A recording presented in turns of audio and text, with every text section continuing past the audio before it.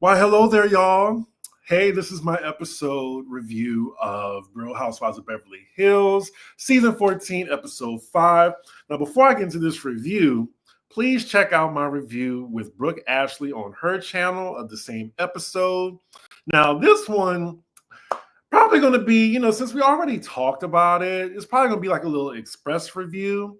But, I love continuity. So on my playlist, I didn't want to, miss this episode just because I did, a review on someone else's channel. So, yeah.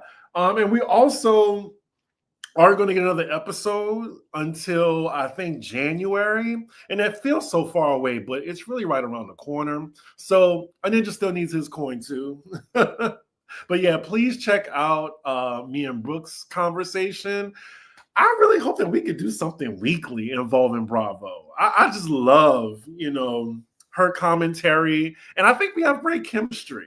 I could do 2 podcasts, Pop Roast and, some type of Bravo type of show with Brooke. I don't know. Maybe I'll, bring it to her one day. Anywho. I'm glad y'all enjoyed it. Yeah, I have to go to work in like 30 minutes. That's why I'm just like, I don't care. Let me just put on this wife beater right quick. But yeah, so we open this episode. Some montage of what the ladies are doing, of course. We see Giselle. She's looking at Giselle. Oh my God, Garcelle. We see Garcelle, like she's looking at a movie that she executive produced, which is, a really big deal. We go from Dorit's home life to Erica complaining about the cost of something and how the mighty have fallen. I don't know why she keeps trying to make it seem like she's in the poorhouse when she's still in a great neighborhood, a great house, like I get it, like coming from like that type of wealth and living in a compound to now just living in just a fairly nice house by yourself, then yeah, I get it. But girl, you ain't poor. So put the violins away. Next scene, we're at Jennifer Tilly's residence, and from her home decor, we can immediately tell that she's this like eclectic type of rich person. Kyle arrives, and this is her first time visiting one of Jennifer's homes. Like she bought the house next door, which are both in Bel Air. She has a property in Vegas because she's like into poker, and she has a property in Malibu, but she's rarely there because it's haunted. Okay. Let me see. So I think it's 4 altogether. And the house they're in currently, this is just her playhouse where she just likes to host and have parties. This must be nice. She's giving Kyle a little tour, and we see like the Tiffany doll from the Bride of Chucky. Excuse me, obviously, an iconic character. And look, I'm like Kyle. When she saw the doll, she was just like, does that thing just sits there like the entire time? And she's like, yes. I don't know. I can't do stuff like that. I can't have a doll just sitting in the middle of the room or a figure with eyes. I just can't do it. But fun fact she gives us is the Tiffany doll is in custom Jean Paul Gaultier that's worth almost $5,000. And look, we're only 5 minutes in the episode, and I'm feeling poor as shit. So then Sutton also stops by.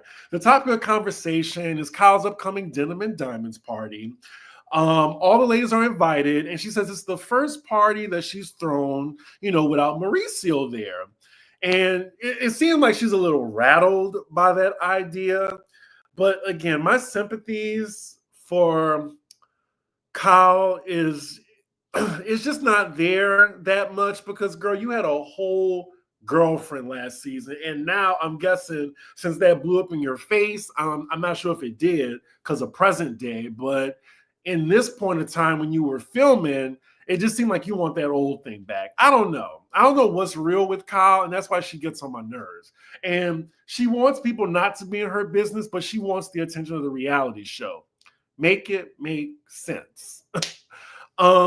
Jennifer brings up how Kyle and Dorit were going at it on the trip, and Kyle feels that at least the air is clear a little bit between the two of them. And now they've both expressed their grievances with each other, and there's still a convo between them ahead, but she feels like it's a step in the right direction. So Sutton is like, well, that's great, but I'm still arguing with Dorit. So yeah, their beef has now ignited, and it just sucks because this was all over a big misunderstanding. The pool house where EJ lives has a dirty pool. She probably lives in the main house with her most recent sponsor. Damn. Oh, I'm glad y'all liked the review with me and Brooke. I enjoyed it too. Miss Tilly has the money to be eclectic, right?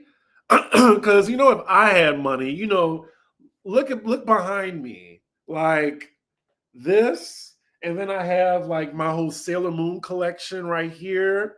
I do a little tour of my apartment on my Patreon. It's like one of my first episodes that I did. I also have my little arcade right here. I can't show y'all right now. My house is a little unkempt right now in front of me. But I have like a little mini like arcade, which you saw in the like the 90s machines, like Marvel versus Capcom. Yeah. So if I had the money, I can totally see myself just geeking out and just getting anything that I want.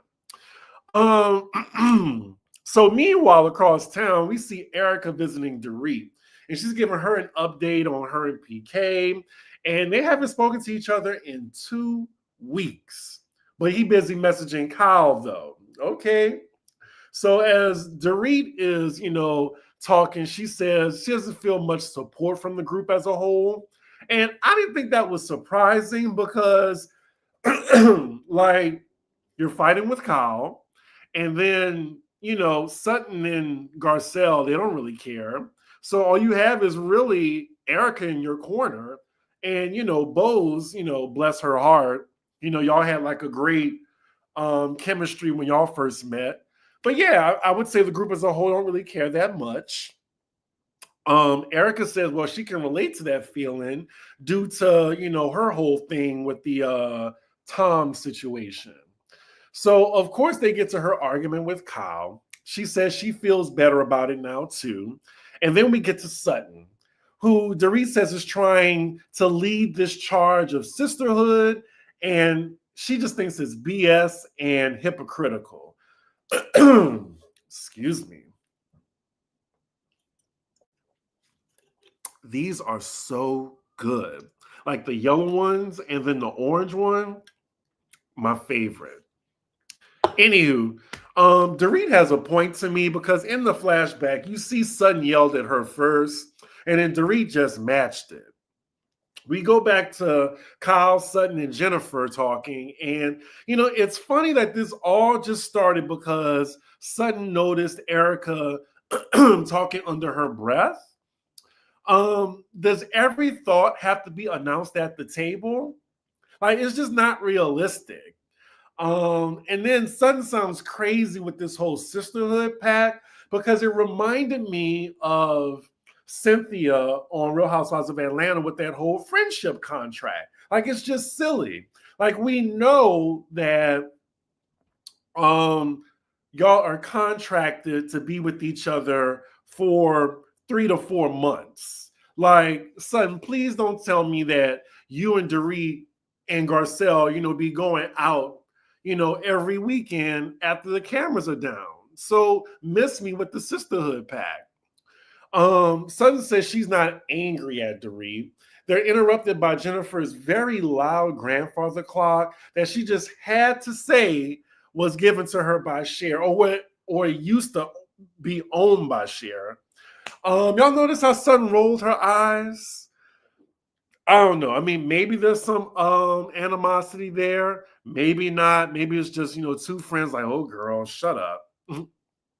But anyway, she continues and says she feels some type of way, but she thinks they'll work it out in the end. So the next scene we're with Garcelle. She plans on bringing some stuff from her home over to the new renovated beach house. with help from Sutton and her gay minion with the U-Haul. And Sutton is giving full camp dressed as like Rosie the Riveter with the Birkin. So they head to the beach house. It's about an hour and 20-minute drive. They arrive and it's just gorgeous in the inside. Like she did that. And it's very impressive, from what it, looked like previously to now. So they're chilling on her balcony, and Sutton is talking about the dynamics in the group, and then the fact that she's now beefing with Dorit. And after they had a heart-to-heart, and I guess she's trying to say that she'll still be there for Dorit, even though they're beefing, because she expects her situation to get worse when the other shoe drops, the PK shoe. So then, basically she's foreshadowing that a scandal is maybe on its way, and the ladies are going to have to rally behind Dorit as a group. And now, before I go on, do we really think Garcelle and Sutton, help me co-host in the chat, do they really give a fuck about Dorit to the point where, oh yeah, like they're talking about the scandal, whatever? Like this is just fodder for them to talk about on the show. So that's why I'm just like, can they please stop trying to give the impression that they care that Dorit is going through the worst times of her life right now? But then, speaking of the PK shoe dropping, Garcelle then brings up the robbery that happened and clarifies that she doesn't think Dorit had anything to do with it. But someone did. She just feels like Dorit was at the wrong place at the wrong time. And I just felt like in that very moment, you might as well just said it like you mean it, Garcelle. Like, I get that she's very smart and she's not going to get herself sued, but like you're basically saying PK had something to do with the robbery and Dorit was just there. Like she probably thinks the robbery is real. And I'm just like, don't say stuff like this if you don't feel, especially when it's veiled how she presented it. All the thing is like, I love Garcelle, but don't bring this up if you ain't ready to really say it at the reunion. Because, we've heard it all before. Like that season where it came up, like Garcelle was like all of us, where it was just like something fishy is going on here. Something in the buttermilk ain't clean. But there's a clear difference from me and y'all saying it to Garcelle saying it on the show. And then bringing it up a second time, but now it's more clarified who she's talking about and what she's trying to say. I just think that's bringing major implications to somebody, to a situation that you don't know for a fact happened. That's all I'm saying for y'all to look at it as such. Like there's nuance in this situation. Like what does Garcelle know that, the police investigated it? The insurance company, I'm sure, investigated it. Like, I don't know if something crazy, like, or foul or fake happened, like the Jussie Smollett situation. Like, eventually, like, shit wasn't adding up. And, the stuff came to light. So I'm just like, look, if this happens, it happens. And if Garcelle is right, hey, I'll just be like, Garcelle, you were right. You were right to question it. That's all. Sutton wants to be a savior so bad. I said that in my review with Brooke. Like, exactly. Hell, the F no, they don't care. Finally catching a live while I'm home in New Orleans. Speaking of which, I'll be in New Orleans on Monday. I'll be there Monday through Thursday, I believe. I'm so excited because I just need a break from New York, the hustle and bustle and everything like that. I'm glad that y'all agree with me. Like, I mean, it's fine if y'all don't, but Garcelle is giving hater in her interactions with Dorit. Like, she's on a mission. Like, I think they all thought it was going to be a Dorit takedown season, and she's basically having like a little renaissance of sorts. And it just is what it is. And I was asking my friend, because it's hard to have a conversation with him because he loves Garcelle. And I love Garcelle too, but it's just like, okay, so Mary, she could have the best season ever and have this renaissance from y'all remember how much I hated her and now I'm giving her flowers. I feel like it's the same thing with Dorit. Like, I'm not being biased whatsoever because y'all remember I used to drag Dorit any chance I got. But if she's not giving me a reason to drag her, then I'm just like, I would be Garcelle in the moment. Like, I'm just being real right now. Like, I can't be biased just because I can't stand Dorit. Because when Dorit F's up, best believe I'm going to call her out on it. And yes, I thought Garcelle was really recklessly saying that because I'm sure at the reunion, you're going to have to clear up what you're saying. Like, you're going to have to say it like you mean it and not speaking a veiled thing like, oh, well, I didn't really know. Like, it could have been PK. I'm talking about somebody else. No, you meant PK. So, yeah, I can't wait to the reunion to see how this is handled. I mean, that's fine, but are you going to forgive Kathy Hilton's? Are you going to forgive Sutton? Because Garcelle sure did. Like, Kyle was the one laughing too when her son got cussed out by Erica, who also flirted with her son too. Like, it's just like we picking and choosing right now. And if y'all just say y'all don't like Dorit, I would feel so much better if it's just like, you know what? I hate the bitch, so I don't care if Garcelle stays on her neck. Just say you hate Dorit. Anyway, but I'm just saying y'all are free for y'all opinions. Just saying. So then, next scene, we're at Erica's home as she's having a session with her therapist. Her relationship with Sutton is brought up, and she says in her confessional she notices how her personality can be inconsistent. And we see flashbacks from production, of Sutton popping off when she feels she's not included or when she's been acting irrational. And not Erica implying that Sutton has a personality disorder, but she quickly says, well, hey, I have one too. So I was just like, yeah, I'll allow it. But at first I was just like, damn. Her therapist goes on to say why she thinks Sutton triggers her, because Sutton, she does indeed like to tell people what to do. And I don't think Eric likes to be told what to do. And then Sutton wants to put herself on a pedestal with the other ladies. And we also see how Erica, she tends to hold her mule to Sutton ever since the whole blow up. Or what? You ever call me a liar again? I'm coming for you. Like, she said that with darts in her eyes, and she was dead ass serious. She was just like, that wasn't a threat. That was a effing promise. Like, she told that to someone with her right next to her. Like, go back and look at that scene and how intense it was. So then, let me see.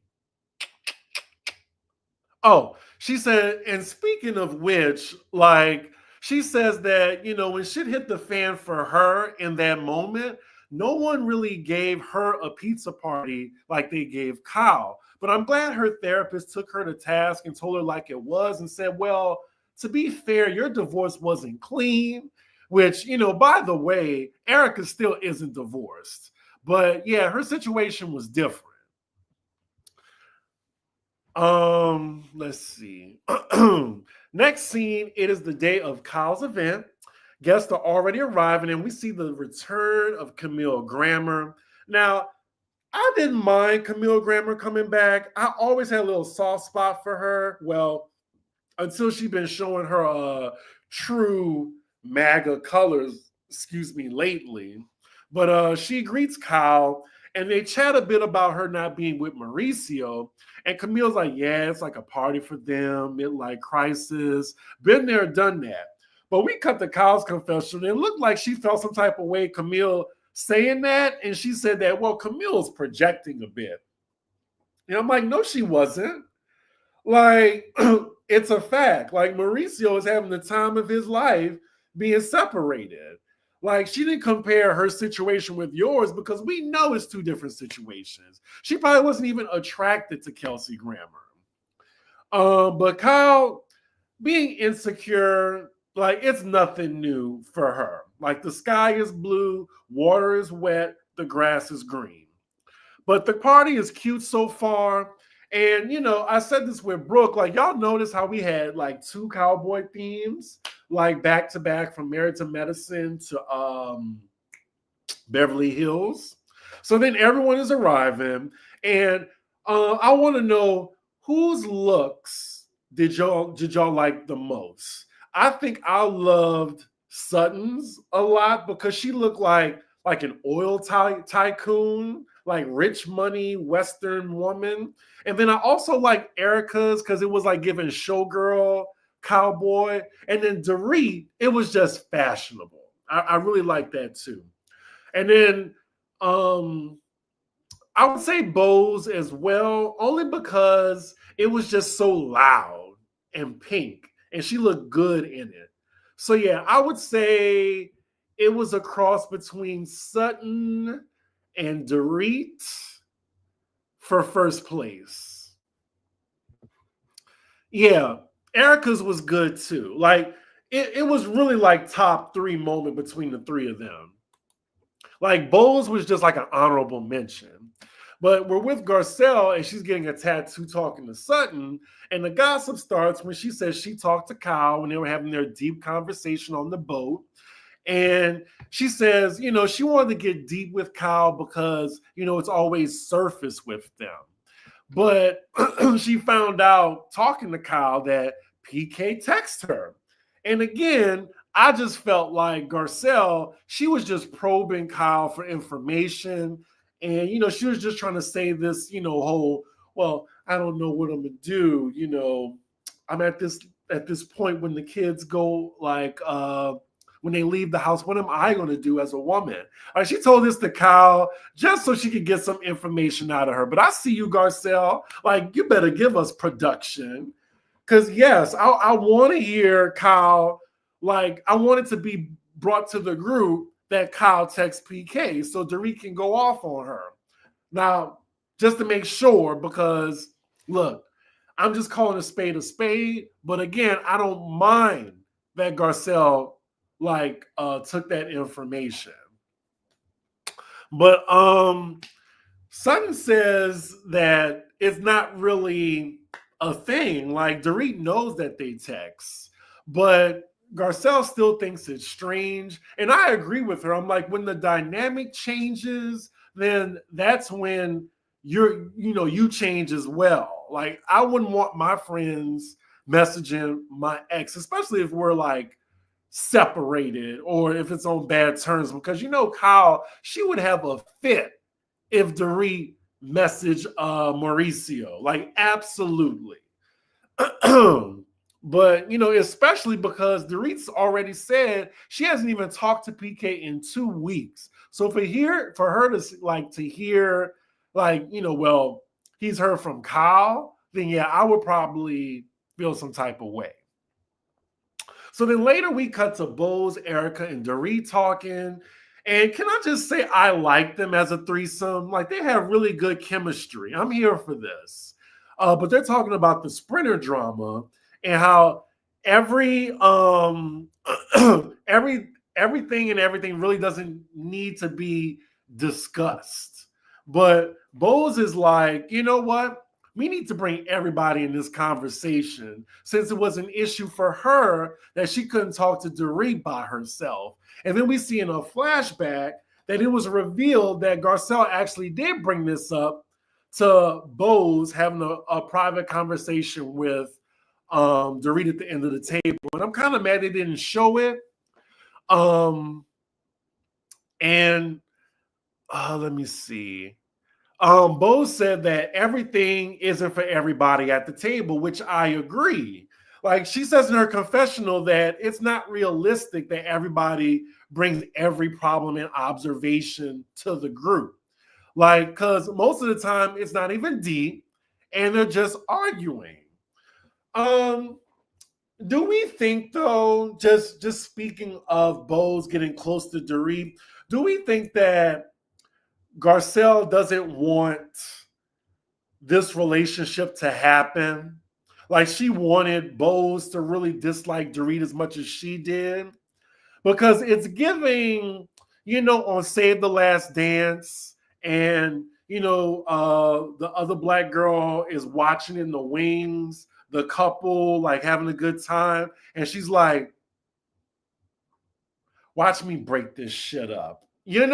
Like, is it kind of giving that? Let's see. Let me see what y'all talking about. Camille fell flat. Dorit handed her to her, leaving her speechless.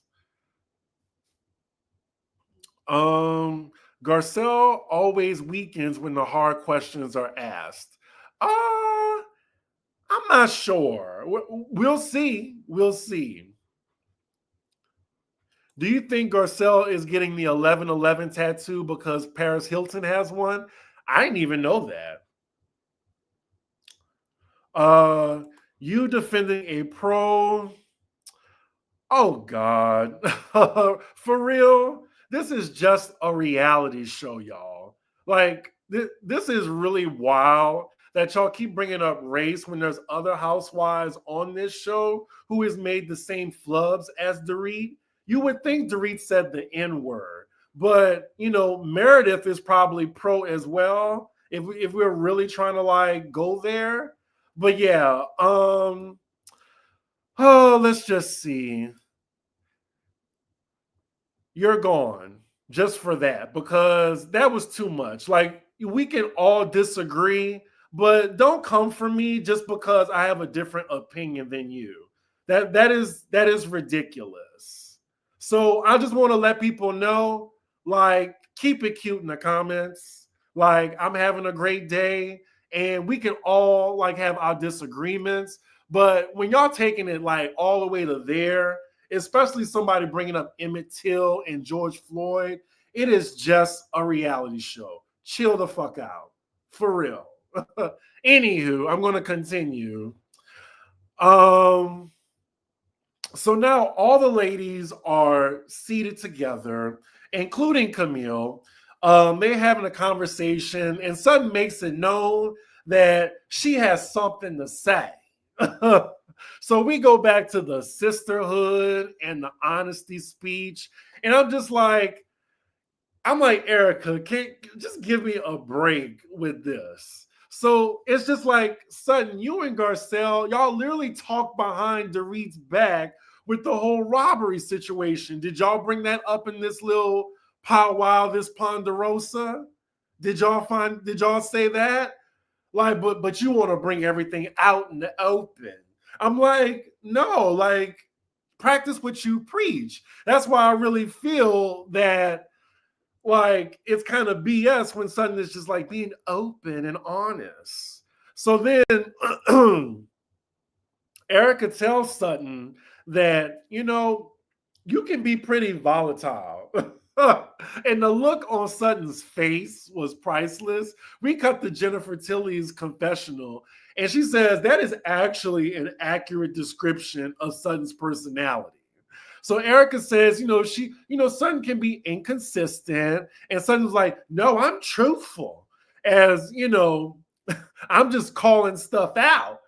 And the camera pans to a lot of interesting expressions amongst the ladies.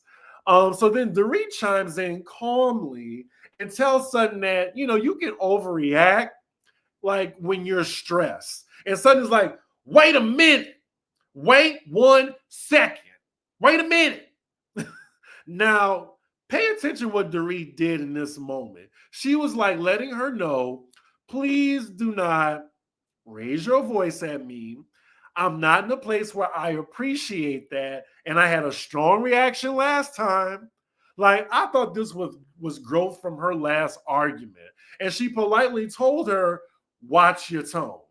That's all. So I'm not sure why Sutton was feeling offended by this, because she's like, I felt like Dorit learned from that situation. She didn't yell right back at Sutton. She was just like, Sutton, You're doing it again. You're yelling at me when I'm trying to call you out and being open and honest. But Sutton is basically like, do you know how many times, I wasn't in a great place, but people still yelled at me?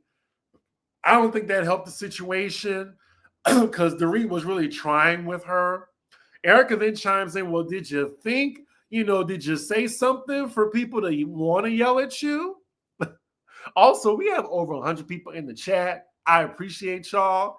Give a ninja a like, even if you hate Dorit and disagree with me, because that means you ride with me. Sutton says, well, hang on. I will talk to you in a very soft voice like this. And I'm just like, well, now you just being patronizing. And I'm just calling it like I see it. I love Sutton. Dorit says, well, see, like you can't even be real and honest, so you can't lead the charge on it. Sutton tells Dorit she don't listen, and Erica chimes in, well, it's been 10 years, as her saying that's nothing new.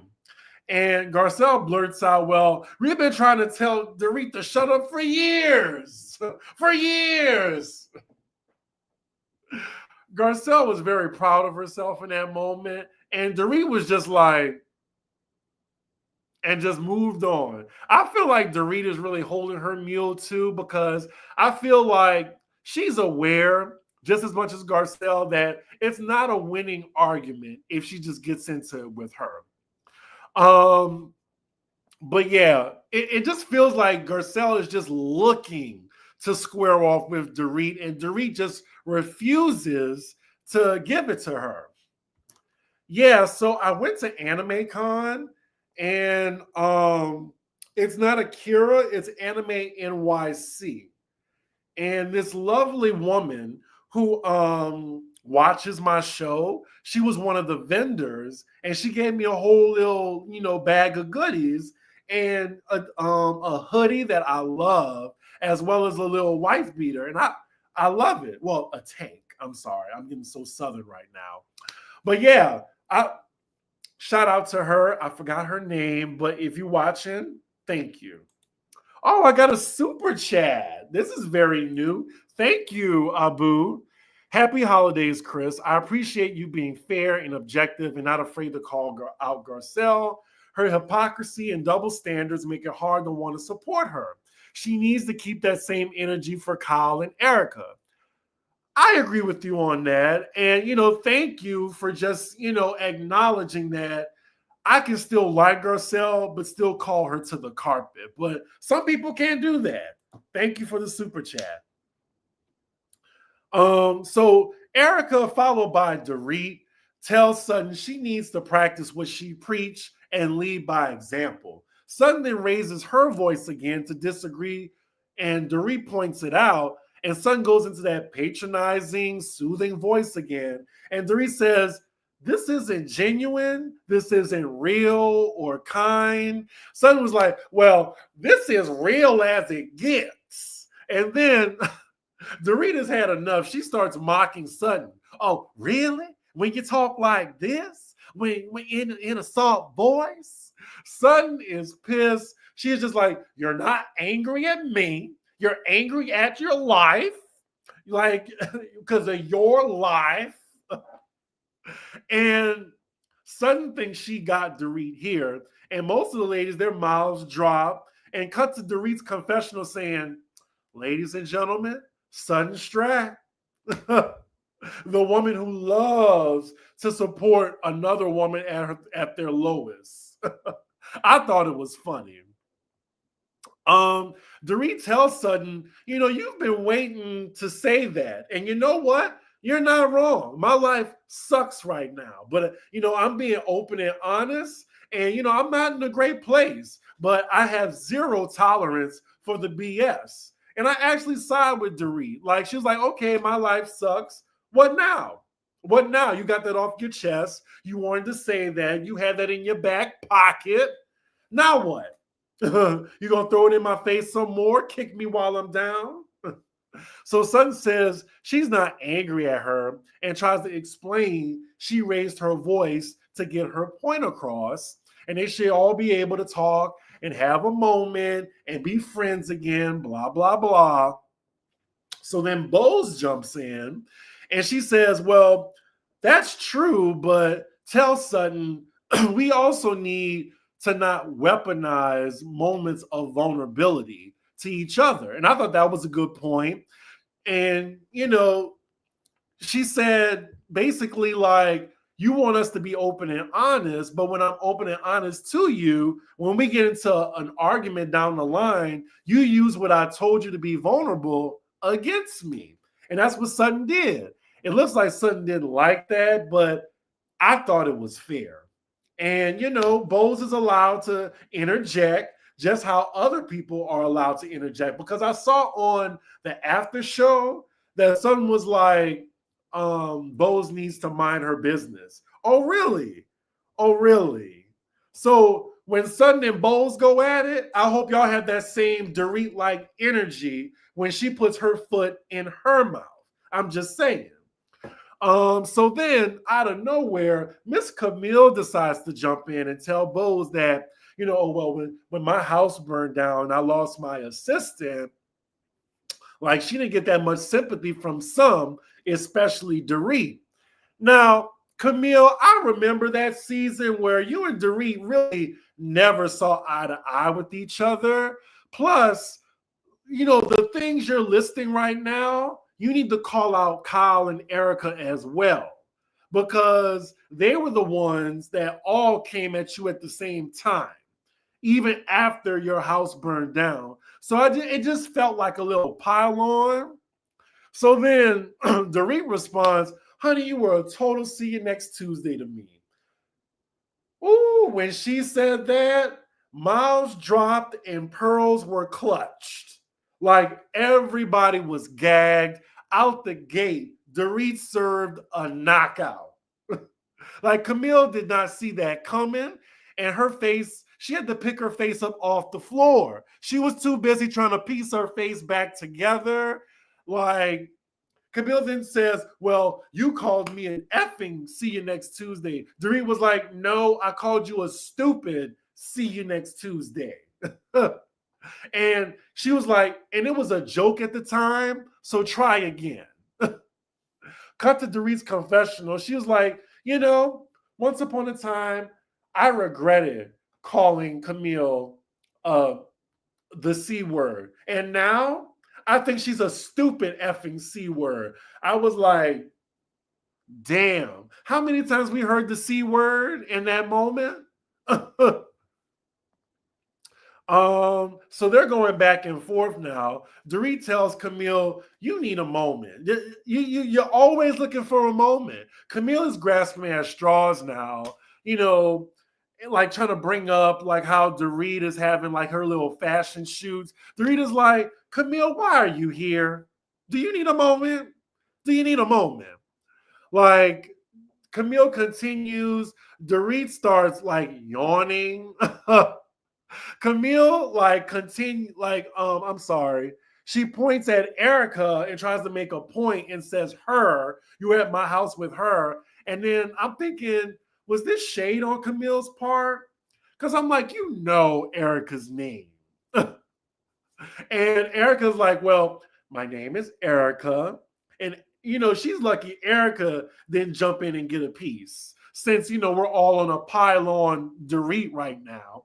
But we cut to Erica's confessional, and she calls her a C word in that. So then Camille tells Dorit she's changed, and Erica's like, you know what? She's going through a lot. And then Camille's like, yeah, I went through a lot too. And to which Erica and most of all the ladies are just like, you know what? It's not a contest. We all went through a lot. But then Sutton interjects and tells Dorit, she meant what she said, that, she'll be there for her if she needs it. Dorit then says, I would love to believe that, Sutton, but it's going to take action more so than words. To which Sutton just rolls her eyes. Let's see. I love Sutton, but that was a low blow. And I also love Garcelle, but woo, girl, give it a rest. We know you hate Dorit. I don't understand why she doesn't have that same hate for Erica and Kyle.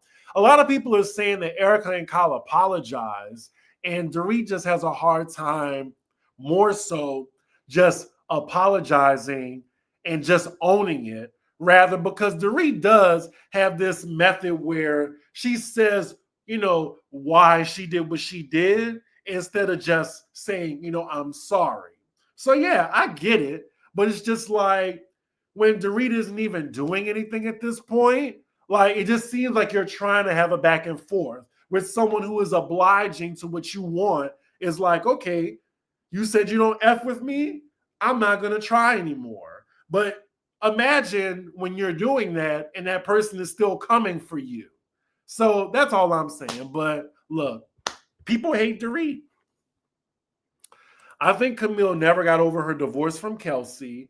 While she's remarried, she lost a social cachet being Kelsey Grammer's wife. I mean, yeah. Let's see. I can understand why Garcelle doesn't see it for Dorit, but I will never understand what she sees in Kyle. Kyle and Dorit are two Karens in a pair. That's what I'm like.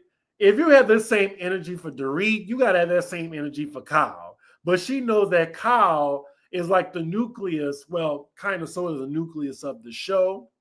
And like I said, Garcelle is not stupid. Let's see. Garcelle can also be a non-objective person. We can appreciate women's rights and wrongs. I still like Erica despite her husband and her deflection. Erica's character singular. Um, Camille bringing up her own trauma that was covered in the show years ago after it happened when Dorit sitting in her personal crisis at that moment was gross. I can see that. I mean, Camille cooked Dorit. For real, for real. Garcelle usually has higher moral ground, but she was on talk show and know how to be messy. Garcelle is going in on Dorit because she has a chip on her shoulder.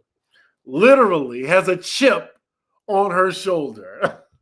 I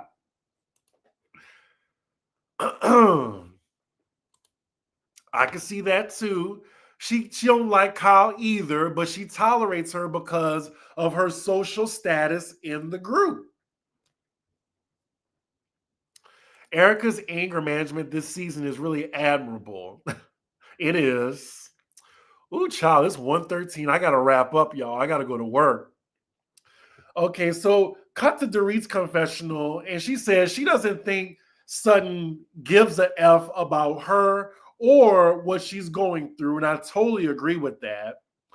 Um, and she says Sutton cares more so about looking like a good friend, which I think she totally clocked. So then Kyle says, everyone can work on their actions and delivery and not hold a grudge, to which the ladies just all give her blank stares. And that is where the episode ends. I thought this episode was good. I enjoyed it a lot. The Dorit versus the Camille parallels to how I thought Denise came on trying to come for Erica. Like Erica packed Denise up, and ever since after that, Denise was not wanted back on the show. Like, and I feel like just with this, like Camille came for Dorit. She did not come prepared at all. Clearly, she thought that she was dealing with, Dorit of the past that would, kind of let stuff go. But yeah, like now I'm just like Camille can really just stay where she is. Like it just looked like she brought a knife to a gunfight. She wasn't ready at all. So I thought that was very similar. And yeah, again, with the Garcelle situation, it's just like I just hope it's just not her cracking away at Dorit all season. Like Giselle, Garcelle is an interesting person enough on her own. Like, I want to see other interactions. Pay her dust, please. So then, y'all, I think this is the last new episode of the year. So we won't be back until January. I cannot wait, to get into the rest of the season. I can't wait to see what's next. And yeah, I gotta hurry up and get ready for work. I got like 10 minutes to get ready. So anything else you want to add to the conversation, let me know in the comments. So with that, make sure you like, comment, and subscribe. And I will see y'all for the